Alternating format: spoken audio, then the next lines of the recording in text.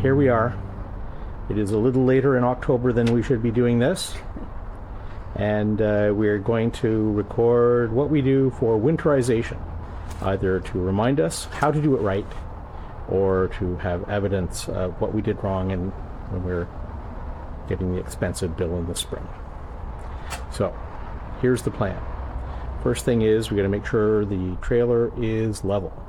Then we're going to take care of the plumbing and take care of the lithium battery. These are the things that really need to be winterized. And in the meantime, some cleaning and protecting of the outside and all that stuff. So there's the plan. Let's talk about the individual steps. Down here, one of the things that we need to do to make sure that the trailer is absolutely level is don't use the wheel. Can't keep it on the wheel. If the wheel were on there, we wouldn't be able to get the jack post to go to where the trailer is 100% level for draining and all of that. So switching over to the shoe for this purpose. You can see side to side, not too bad. The driveway is good that way, but front to back, we're pretty darn level. So we're feeling good about that. So if we check up here, see there is some water in the tank, fresh tank from our last trip. So we're going to drain that water and then refill the tank and flush so that anything that may have accumulated in there gets a chance to get spilled down our driveway before we get to the antifreeze. So there's the plan. Right.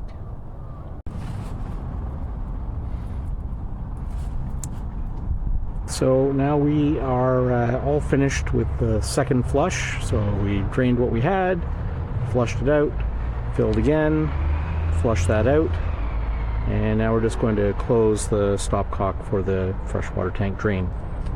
The next thing we have to do is to drain the hot water heater. It's a Truma Combi, and we have to drain it and then also bypass it so then when we put the antifreeze in, it doesn't get in to the parts where it's not supposed to be. So the Truma Combi is here underneath the bed, and there are 4 valves that we need to be concerned with. So the bypass valves are down here and up here, and this is the drain valve. You can see that's where the drain goes out lowest point here. And then there's also a pressure relief valve right here. So the order of operations is you start down here on the cold pipe and you turn this valve to the vertical position like that. Then you come up to the hot water pipe, turn it to the vertical position. Then you come to the drain, turn it to the vertical position. And then last you come down to the pressure relief valve and you flip that so that it is out. And you can probably hear some water draining out of this pipe here. Glug, glug.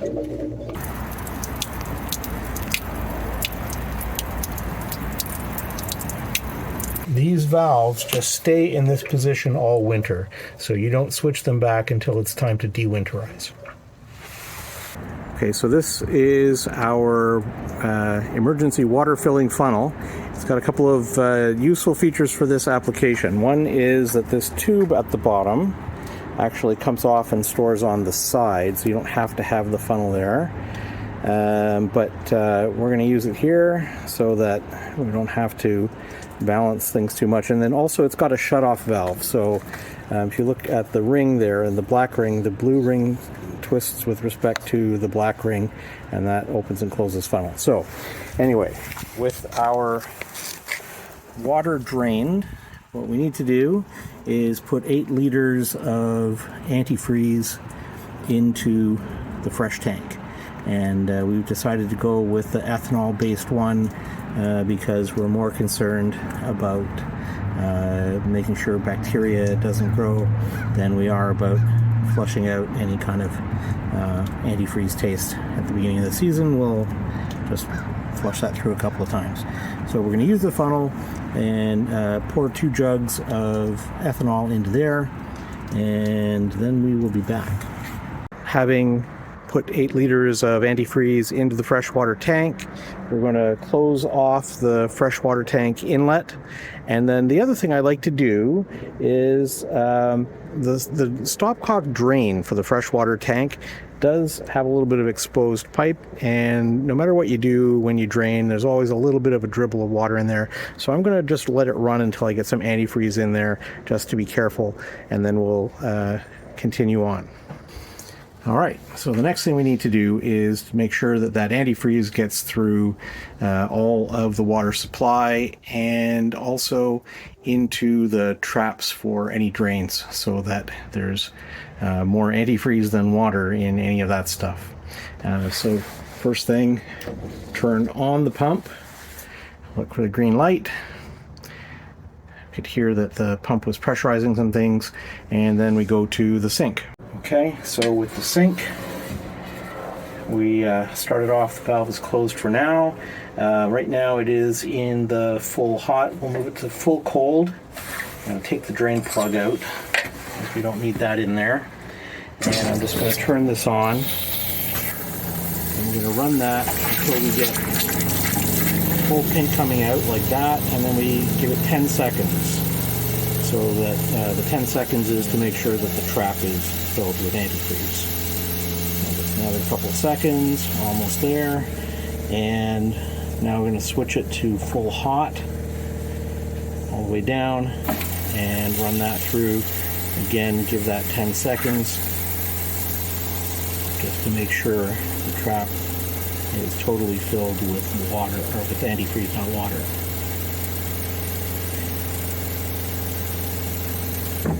Now what we're going to do afterwards is come back and give that a good cleaning. You don't want to leave any of the antifreeze on any of the fixtures so that there's no discoloration or anything that happens from that. But that is sink so far. So the next thing would be the toilet.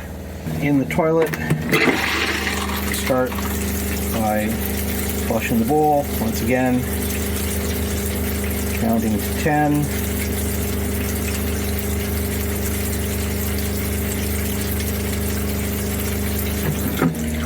And we also need to make sure that the sprayer is filled with antifreeze.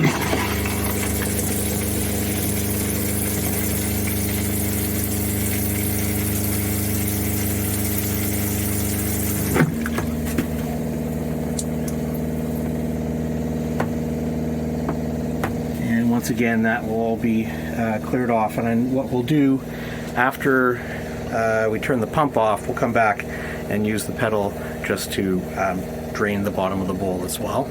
So the last step is the outdoor shower, and just like before, pull the hose out. We've got a bucket here just because we don't want to. We can dump the antifreeze on the ground, but we're not going to. Keep that down there. I'll start by turning on the cold water.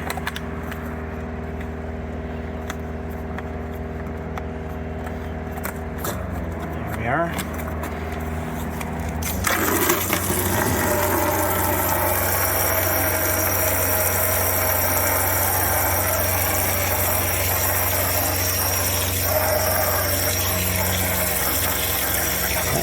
Here we are. There's something new every day. Did you turn the cold water off? Turn the cold water off, thank you. Turn the hot water on.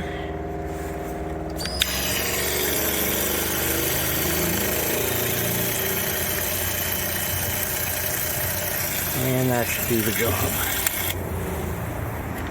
Turn the faucet off. Just get a little piece of paper towel to dry that off. Put it all away, lock it up. And that is winterizing the plumbing. Yahoo!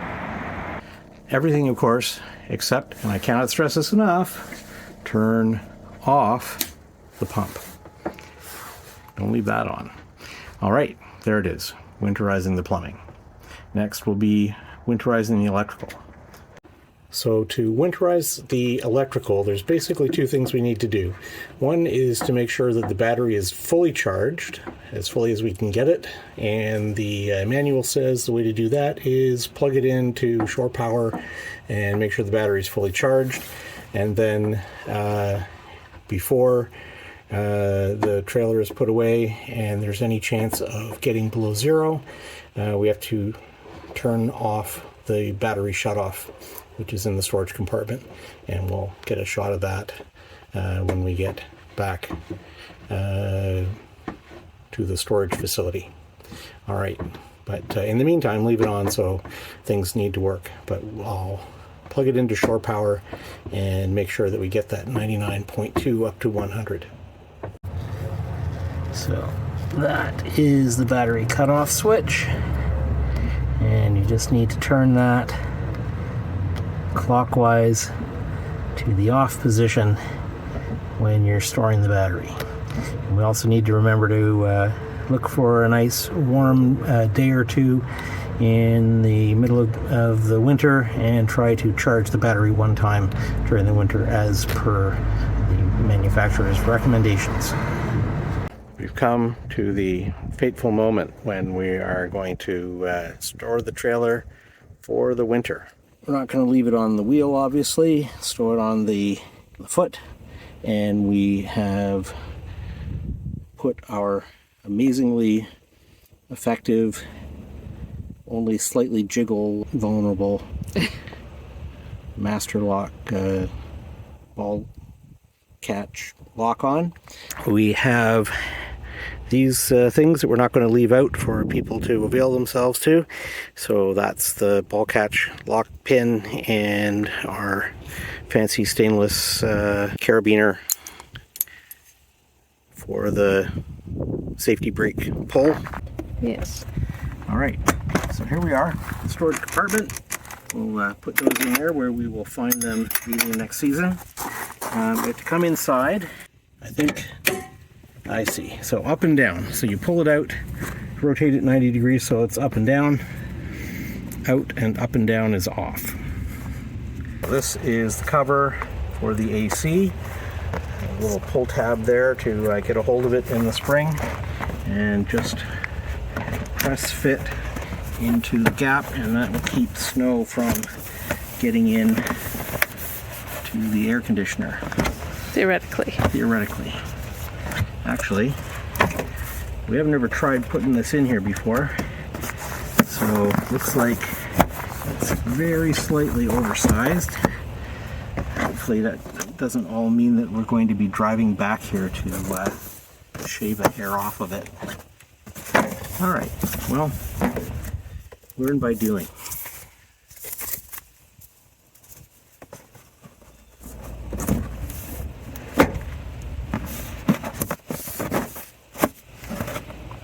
Well, that's fun.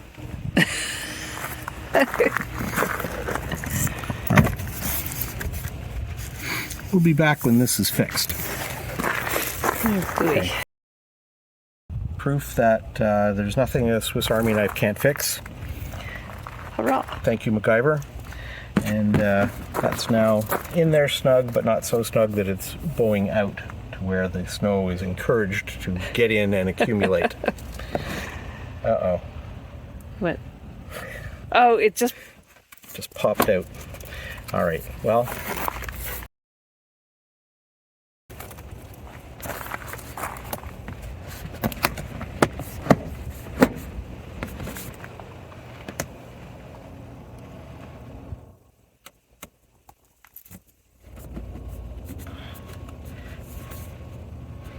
Right, well, we'll come back and find out how much snow is in our air conditioner in the spring.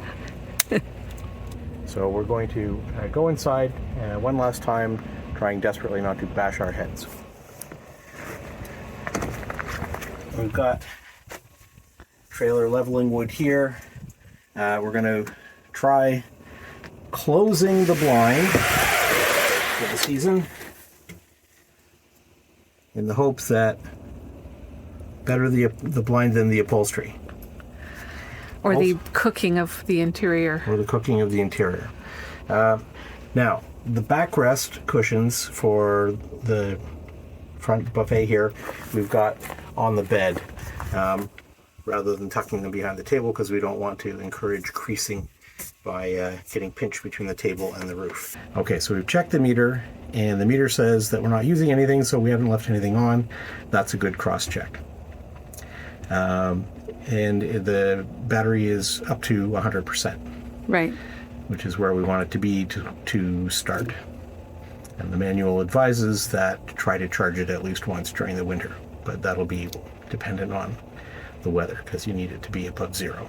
We've got the blind down, we've got the cushions out where they won't be creased, and battery is taken care of.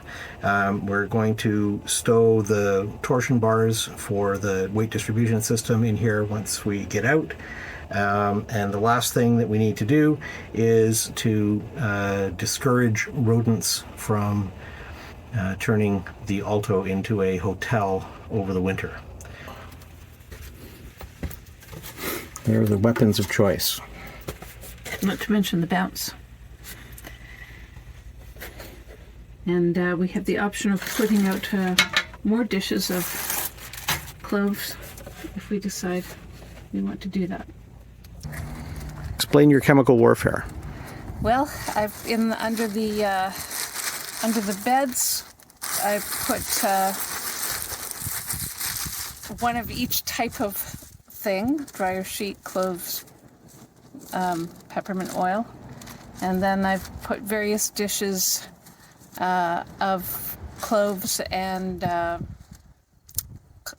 peppermint oil soaked cotton balls on various surfaces of the trailer, including the back cushion under the table, and scattered dryer sheets all over cushions, floor, everywhere. In the toilet cabinet, there's cloves in there too, so hopefully the mice really hate it. You can definitely smell the cloves. Yeah. All right. It smells like Christmas. All right. Well, we'll find out in the spring whether this was a great idea or not. Yes. Bless you, trailer.